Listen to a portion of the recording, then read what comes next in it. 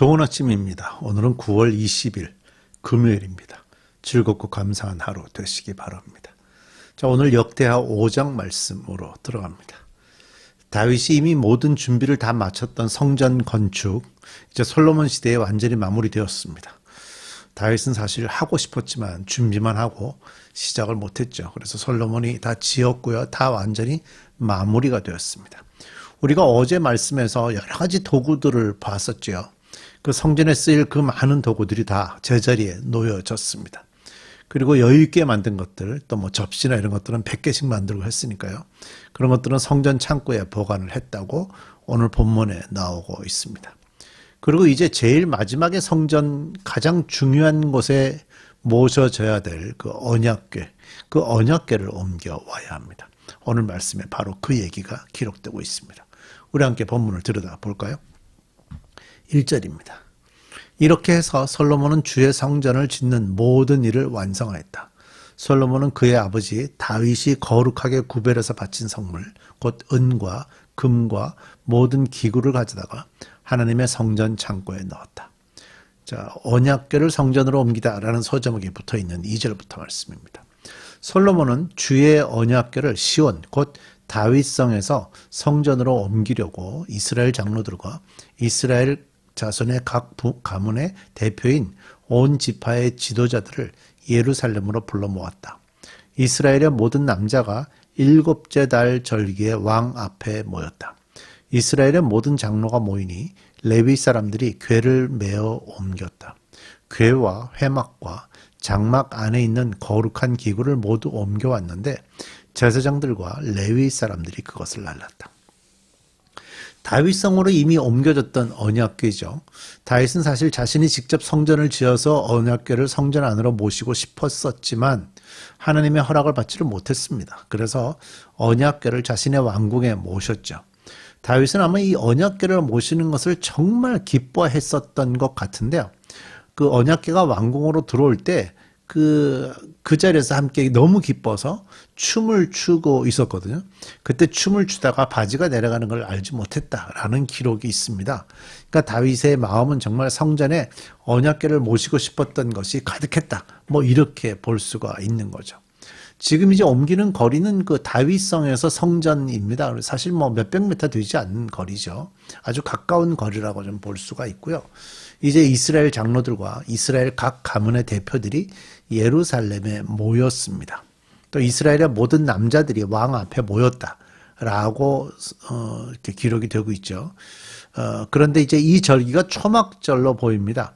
7째 달 절기라고 하고 있기 때문에 이 초막절에 이들이 모여서 이 언약궤를 옮기는 일을 하고 있습니다. 그 제사장들하고 레위 사람들은요, 언약궤를 모신 곳에 있던 여러 도구들을 이렇게 옮기고 있었고요. 레위 사람들은 또 언약궤를 어깨에 메고 옮겼습니다. 언약궤가 앞으로 가고 그 뒤를 언약궤 주변에 있던 도구들이 따라가고 그 뒤로 아마도 이스라엘의 지도자들이 따라가는 그런 구조였을 것으로 추정이 됩니다. 그러니까 곧 이 언약궤를 옮기는 것은 그냥 단순한 이사가 아니고요. 이스라엘 민족 전체가 모세를 통해서 말씀하신 약속과 명령, 복과 저주가 기록됐던 십계명이죠. 율법.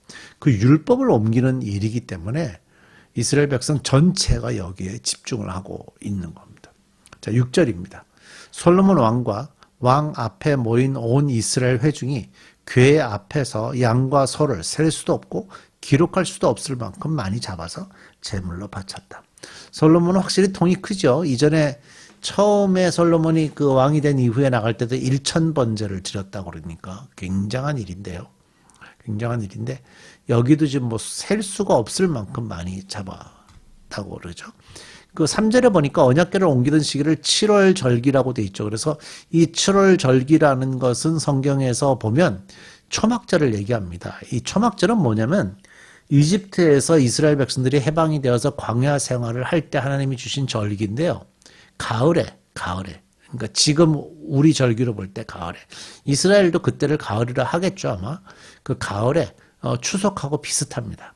추수가 끝나면 나뭇가지와 풀로 초막을 짓고 7일 동안 초막에서 지내는 풀로 이렇게 나뭇가지와 풀로 간단한 집을 짓고 거기서 생활을 하도록 하는 그런 절기가 이제 초막절이거든요.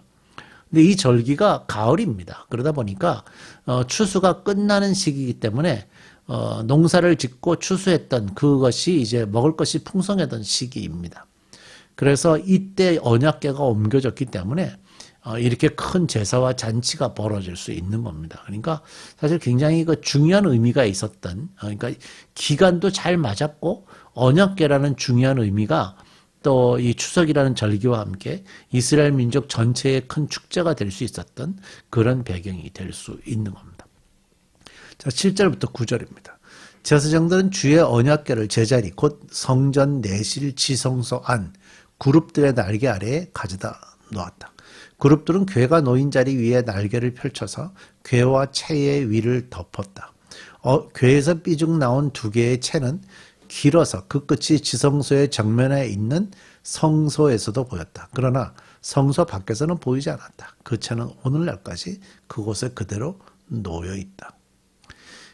제가 그룹들의 날개에 대한, 그러니까 언약궤를 모시면 그 언약궤 위에다가 이렇게 그룹들의 날개를 이렇게 덮었다고 그랬어요. 그 날개가 굉장히 길었지요. 근데 이제 거기에 대해서 제가 말씀을 드리면서 엊그제 수요일인가요? 말씀드리면서 천사들을 상징한다. 하나님 앞에서 직접 하나님의 일에 수종을 들었던 그 천사들을 상징한다라는 말씀을 좀 드렸고요. 실제적으로 이 그룹들의 날개라는 것에 대해서는 현재 좀 알기가 어렵습니다. 다른 것들은 그 설명들이 이렇게 나와 있는 것으로 이렇게 성막을 이렇게 추정해서 다 만들 수가 있거든요. 근데 이제 그룹들의 날개는 좀 표현이 그냥 날개 모양일 것이다라는 정도가 되는 거지, 이게 사실 뭔지는 사실은 잘 모르고 있습니다. 왜냐하면 그 성전 안에 들어가서 그 안에 성소와 지성소가 있다고 그랬잖아요. 이 성소 안에도 제사장들이 들어가요. 제사장들이 들어가서 제사를 다 마무리하는 그런 곳이 성소인데, 성소에서 휘장을 쳐놓고 그 안에 따로 만들어 놨어요. 더 깊은 곳을. 그 더 깊은 곳에 언약궤가 있고 거기에 이 날개를 이렇게 덮어놓은 거거든요. 그렇기 때문에 여기는 언제 들어가는가 하면 매달 7월 1일 대속죄일 날 1년에 한 번 이스라엘 민족 전체의 죄를 용서받는 그때 대제사장이 딱 한 번 들어가는 거예요. 1년에 한 번. 그러니까 대제사장도 1년에 한 번 들어가서 보는 것 외에는 볼 수가 없는 곳이기 때문에 사실 이것에 대한 기록, 묘사를 하기가 굉장히 어려운 거죠. 그러니까 어떻게 보면 지성소의 경외감을 더해주는 어떤 신비로 좀 남아있다. 이렇게 좀 볼 수가 있어요. 바로 그곳에 대한 설명이고요. 10절. 그 궤 속에는 호렙에서 모세가 넣어둔 두 판 말고는 아무것도 없었다. 이 두 판은 이스라엘 자손이 이집트에서 나온 다음에 주께서 호렙에서 그들과 언약을 세우실 때에 모세가 거기 넣은 것이다. 십계명 두 돌판을 얘기하는 겁니다. 자, 11절부터 제사장들이 성소에서 나올 때에 제사장들은 갈래의 순번을 가리지 않고 모두가 이미 정결 예식을 마치고 거기에 들어가 있었고, 노래하는 레위 사람들인 아삽과 헤만과 여두둔과 그들의 아들들과 친족들이 모두 모시 옷을 입고 신벌주와 검은거와 수금을 들고 제단 동쪽에 들어서고 그들과 함께 나팔 부는 제사장 120명도 함께 서 있었다. 나팔 부는 사람들과 노래하는 사람들이 일제히 한 목소리로 주께 찬양과 감사를 드렸다. 나팔과 신벌주와 그 밖에 악기가 한데 어우러지고 주님은 선하시다. 그 인자하심이 영원하다 하고 소리를 높여 주님을 찬양할 때에 그 집 곧 주의 성전에는 구름이 가득 찼다. 주의 영광이 하나님의 성전을 가득 채워서 구름이 자욱하였으므로 제사장들은 서서 이를 볼 수가 없었다. 보통 제사장들은 1년에 한 달씩 순번을 정해서 예루살렘으로 올라가서 성전에서 이렇게 그 성전을 섬기는 일을 했었다고 부릅니다. 그런데 이제 이때 이 언약궤를 옮기던 이때는요, 모든 제사장이 다 참석한 것으로 보이고요. 이날 모든 이스라엘의 직분자들과 지도자들이 다 나와서 언약궤가 성전으로 옮겨진 것을 기념하여 예배를 올리게 됩니다. 이 예배에 보니까 여러 종류의 사람들이 동원이 되죠. 노래하는 레위 사람들이 갖가지 악기들을 연주하면서 하나님을 찬양하는 모습이 보이고, 또 나팔을 부는 제사장들도 모두 악기 연주와 함께 참석을 했는데, 이날 이 예배의 주된 주제는요, 여기서 찬양을 뭐라고 했냐? 주님은 선하시다. 그 인자하심이 영원하다. 우리 이것으로 우리가 찬양을 하기도 하죠. 우리 주일 예배 시간에 주님은 선하시다. 그 인자하심이 영원하다. 바로 이것이 주제였어요. 사실 하나님의 인자하심과 선하심으로 인해서 이스라엘 백성이 평화, 샬롬을 누리며 살게 되었고요. 일용할 양식도 공급받고 감사의 삶을 살 수가 있게 되었다고 찬양을 하는 겁니다. 결국 이 찬양을 할 때 어떤 결과가 있었는가 하면 소리를 높여 주님을 찬양할 때 그 집, 곧 주의 성전에는 구름이 가득 찼다. 주의 영광이 하나님의 성전을 가득 채워서 구름이 자욱하였으므로 제사장들은 서서 이를 볼 수 없었다. 이 찬양할 때 하나님께서 그곳에 임재하셨다라는 걸 볼 수가 있는 거죠. 바로 이 하나님은 선하시고 인자하시다는 바로 이 찬양이 여러분의 고백도 될 수 있으면 좋겠습니다. 우리의 삶은 하나님이 주셨고 삶만 주신 것이 아니라 그 삶에 필요한 삶이 유지되도록 필요한 것들을 공급하셨고 우리를 하나님의 자녀 삼아서 영원토록 하나님과 함께 살 수 있는 그런 자격을 부여해 주셨으니 하나님은 선하시고 인자하신 것입니다. 이런 고백을 하시며 사는 여러분들 되시기 바랍니다. 우리 기도하겠습니다. 그렇습니다. 하나님은 선하시고 인자하신 분입니다.